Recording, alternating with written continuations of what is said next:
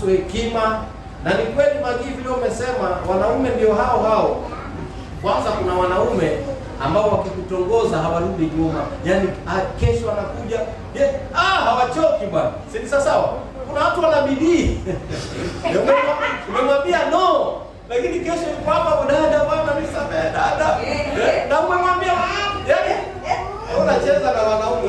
Kwa hivyo ni lazima utumie hekima. Kuna watu wanajua kubembeleza. Haleluya. Bwana Yesu asifiwe. Kuna mama mmoja kitambo hivi, ni story hiyo lakini si mimi. Kuna kabisa hiyo ni story. Mama mmoja alipatikana katika uzinzi. Bwanake akampeleka kwa chifu. Chifu akawa mkali sana.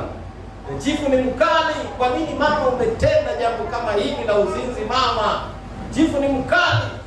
Mama akaambiwa, na wewe sasa jieleze ilikuwaje mpaka ukaangukia huu mtego.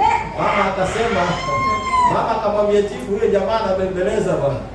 Hata kama ingekuwa wewe chifu ungempa. Yaani chifu mwenyewe akaingizwa. Anasema huyo jamaa analalamika. Hata kama ingekuwa wewe chifu ungemkataza. Haleluya. Kwa hivyo kuna wanaume wanajua kuongea, wanajua kubembeleza. Haleluya. Lakini wateule tudumu katika utakatifu. Haleluya. Lakini nikitaka kuelezea jambo hilo ni kwamba nataka nieleze hivi. Unaona hii uzinzi ama usharati ama kulala na mtu, huwa hakuna sheria ya nchi yoyote inayofunga mtu kwa kuwa amelala na mwanamke fulani ama amelala na mwanaume fulani. Je, umewahi kusikia mtu amefungwa miaka 10 kwa kulala na mwanamke fulani? Ushasikia? Hakuna. Hicho kitendo hakuna sheria hata katika nchi tunazoishi ya kwamba utafungwa kwa kufanya hicho kitendo. Hakuna. Kile huwa kinatokea ni kwamba watakapofumaniwa, hasira zitakazokuwa pale na zile vita zitakuwa pale, yale majeruhi ndio mtu anafungwa nayo. Umempiga mtu kwa vile umemfumania, umeshtakiwa, unafungwa kwa vile vita, lakini sio kwa kile kitendo. Si ni sawa?